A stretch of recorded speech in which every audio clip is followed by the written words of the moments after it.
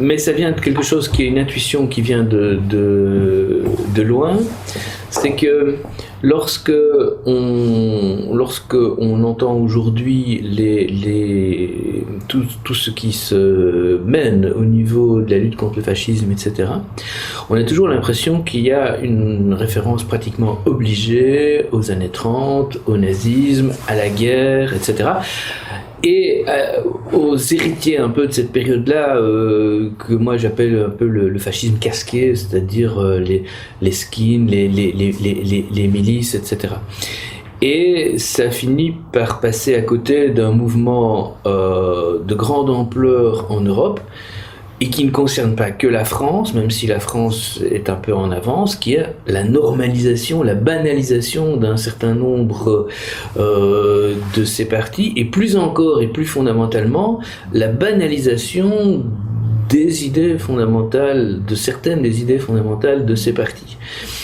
Et donc, on a voulu écrire ce texte vraiment pour dire, attention, ne concentrons pas nos efforts de réflexion et de combat sur le retour systématique à l'exemple du nazisme.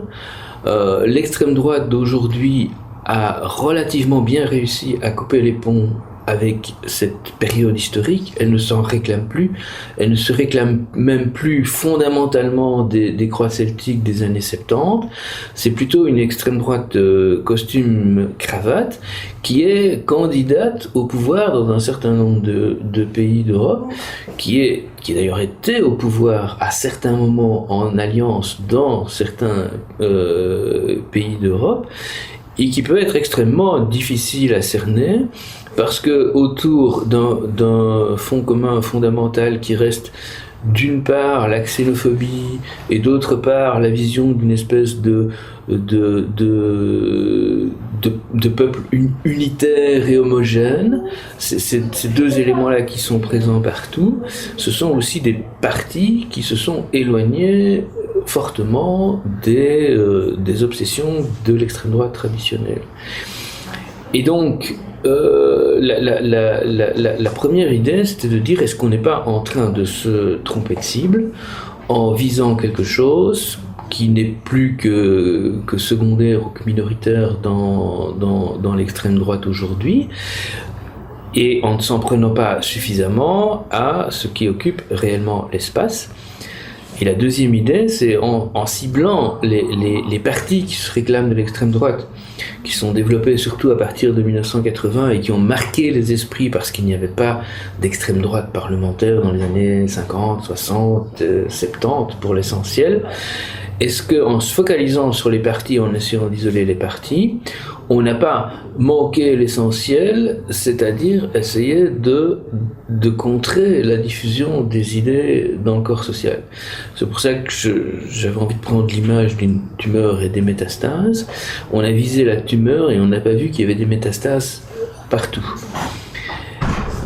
Et ça, c'est la deuxième idée fondamentale, c'est est-ce qu'aujourd'hui, on n'est pas un peu tous contaminés, certains plus que d'autres. Quand je dis tous contaminés, c'est à des degrés divers. Mais est-ce qu'on n'est pas un peu tous contaminés par un certain nombre d'idées d'autorisation à la xénophobie qui étaient impensables il y a encore 20 ou 30 ans? Est-ce que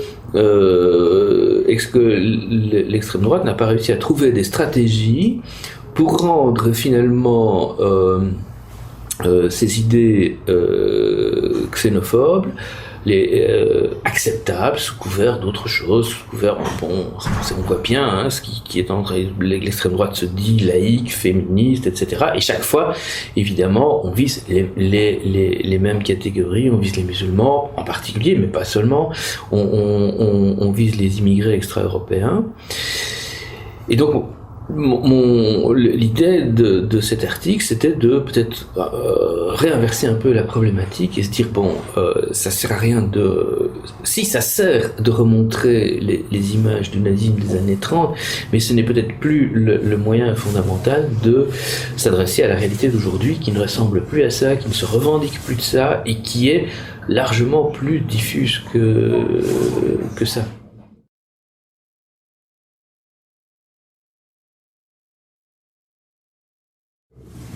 Oui, c'est-à-dire que je pense que le nationalisme, lui, a changé de nature, hein, et que le cœur du nationalisme de l'extrême droite aujourd'hui, c'est d'abord effectivement l'idée de pouvoir vivre entre soi. C'est le repli, c'est le repli sur l'entre-soi. Et ça se traduit évidemment par le refus de toute l'immigration extra-européenne, ça c'est très massif, mais ça se traduit aussi dans un certain nombre de partis, pas forcément tous, par le refus de l'Europe aussi. Hein. C'est quelque chose qui est fondamental et qui distingue l'extrême droite de la droite classique, c'est le repli chacun sur soi, vivre entre soi. Et je pense que là, l'extrême droite fait fond sur des phénomènes sociaux fondamentaux, parce que ce désir d'entre-soi, c'est aussi une forme de réaction populaire à la déconstruction progressive des solidarités sociales, à la fragilisation des perspectives d'avenir. Et donc il y a une forte demande dans les sociétés dans lesquelles on est, à défaut de sécurisation matérielle, puisque la sécurisation matérielle s'effrite, d'avoir une forme de sécurisation symbolique, c'est-à-dire de vivre dans un monde qui ne change pas trop, qu'on connaît, etc., en sachant que le monde, lui, change réellement. Donc c'est ça, on veut être réassuré, se rassurer symboliquement. On veut se rassurer symboliquement, et c'est pour ça que au fond, on veut vider progressivement l'espace symbolique de tout ce qui n'est pas rassurant. On confond, c'est pour ça qu'on confond les ordres différents. On confond le politique et la culture. Et on finit par appeler, par exemple, dans les cas extrêmes, on finit par appeler laïcité, la culture franchouillarde représentée par ce qu'elle a de plus anecdotique, quoi. Le saucisson vin rouge, c'est ça. C'est dire, on est vraiment français que si on boit du vin rouge et on mange du saucisson. On voit très bien qui est visé, et on fait passer ça à l'extrême, on fait passer ça pour de la laïcité. Donc il y a vraiment ce désir d'entre-soi qui est très fort et qui est utilisé par les partis de la droite extrême aujourd'hui.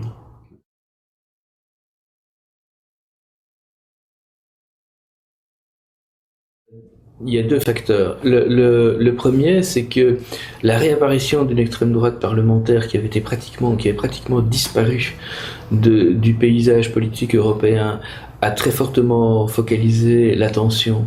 Et donc, elle a focalisé l'attention sur une vision assez simpliste, précisément, de tous les démocrates contre cette extrême droite casquée, etc., qui avant tout est représentée presque par des images plus que par des idées. Et donc on a voulu isoler ces partis, et la stratégie qui a été choisie pour isoler ces partis, c'était de reprendre une partie de leur programme. Hein, ça c'est très clair en Belgique, en France, etc. Et donc on a contribué, beaucoup de démocrates ont contribué à banaliser une série d'idées de l'extrême droite sur le thème de la sécurité, de l'immigration, d'en faire des idées respectables, discutables, dans l'espoir d'isoler les partis.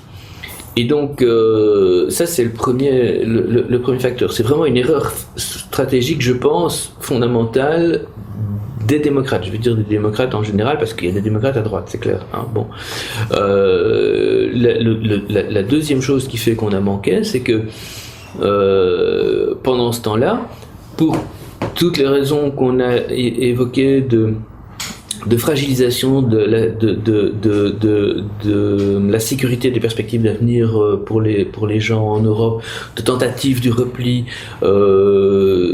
d'effroi devant la situation de plus en plus difficile de l'Europe dans le monde, etc.